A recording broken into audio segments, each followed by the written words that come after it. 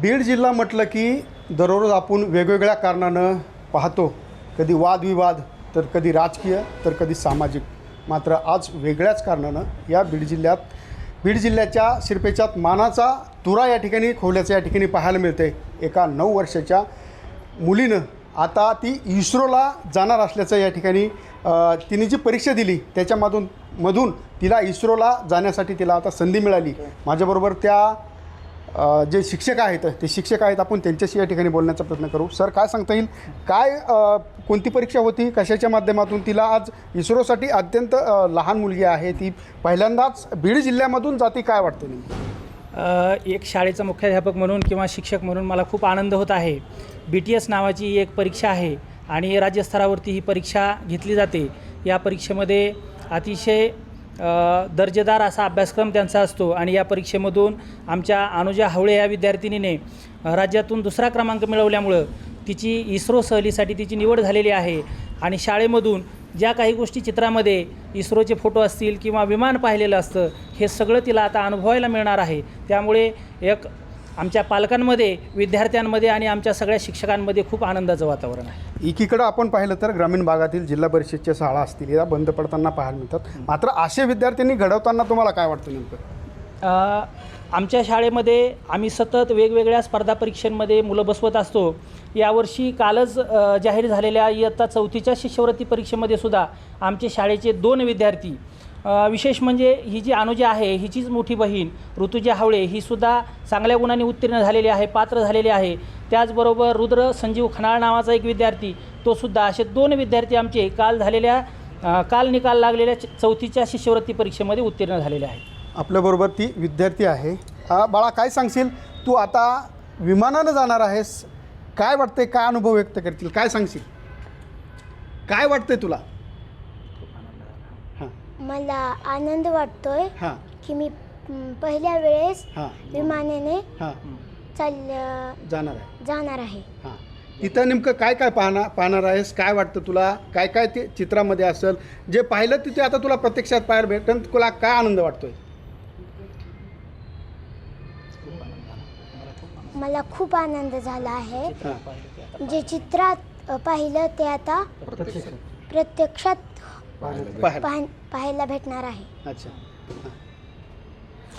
जे चित्रात पाहिलं ते प्रत्यक्षात त्या ठिकाणी पाहायला भेटणार आहे. माझ्याबरोबर तिचे वडील देखील आहेत. काय वाटतंय, तुमच्या एका छोट्या मुलीनं तुम्ही हा विक्रम करून दाखवला, काय वाटतंय पालक म्हणून? मला अत्यंत अभिमान वाटतोय सरांबद्दल, आमच्या गावकऱ्याबद्दल, सरपंचाबद्दल, आणि विशेष म्हणजे तिने भरगच्च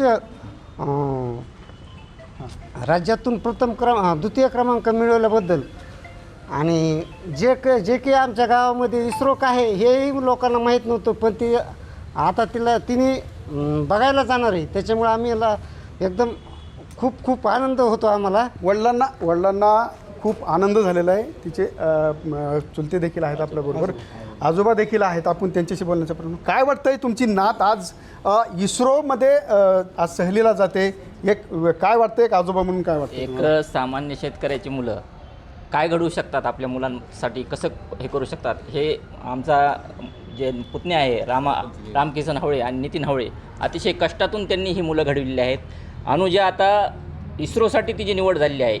इस्रो म्हणजे आपलं भारताचं फार मोठं वैज्ञानिक केंद्र आहे, त्यामुळं त्या ठिकाणी ती चालली आहे, याचा मला खूप मनस्वी आनंद होतो आहे. ती निश्चितच तिची भविष्याची जी प्रगती आहे ती मोठी शास्त्रज्ञ निश्चितच होईल, हे तिच्या म्हणजे बाळाचे पाय पाळण्यात दिसतात म्हणतात ते असं आहे. आजोबा म्हणून कंठ दाटून येतोय, काय वाटतंय? खरंच मला म्हणजे उर दाटून आलेला आहे. तिची कौतुकास्पद कामगिरी आहे आणि तिच्या भविष्यासाठी मी देवाकडे आणखीन चांगले तिनं भरारी घ्यावी अशी प्रार्थना. आजोबाला कंठ या ठिकाणी दाटून आलेला आहे. माझ्याबरोबर सरपंच देखील आहे. तर काय वाटतंय, तुमच्या गावातील जी मुलं आहेत आता चांगल्या शिक्षणाचं, चांगलं दर्जेदार शिक्षण तुमच्या गावात मिळते आणि अशी मुलं घडतात, काय वाटतं तुम्हाला? कसं होतं सर, आता पहिल्यापासून जिल्हा परिषदला प्रत्येकजण नावच ठेवत राहिलं, शिक्षणाचं बाजीकरण झालेलं आहे. आणि त्यात असे काही शिक्षक लोक आहेत का, अशा काही शाळा आहेत ज्या जिल्हा परिषद आहेत की खरोखरच त्यांचं म्हणजे वाखाणण्याजोगं काम आहे की त्यांना आपण सलोट करू शकतो. कारण आज आमच्या गावाची परिस्थिती अशी, आमच्या गावात फक्त 24 विद्यार्थी आहेत, त्या 2 शिक्षकांनी एवढं करणं म्हणजे आमच्यासाठी खूप मोठी गोष्ट आहे. कारण आमच्या विद्यार्थ्यावर जे त्यांचे उपकार आहेत ते त्यांच्यापेक्षा आमच्यावर जास्त उपकार झालेत, कारण आमच्या पिढी घडल्या नाहीत, पण आमच्या येणारं भविष्य घडावं हीच आमची अपेक्षा आहे. नक्कीच आपण पाहिलं की गावकरी असतील, शिक्षक असतील किंवा नातेवाईक असतील यांच्यामध्ये मात्र या ठिकाणी आनंद पाहायला मिळतो आहे. आणि ही छोटीशी चिमुकली जी आहे ती आता इस्रोच्या सहलीसाठी निघालेली आहे. त्यामुळे जे चित्रात पाहिलं आहे ते तिला आता प्रत्यक्षात पाहायला मिळणार आहे. त्यामुळे आता बीडकरांसाठी आणि या गावकऱ्यांसाठी एक वेगळाच आनंद या ठिकाणी पाहायला मिळतो आहे. हरिदास सावरे, लोकशाही मराठी, बीड. लोकशाही मराठी, ऐका, पहा, जागरूक रहा.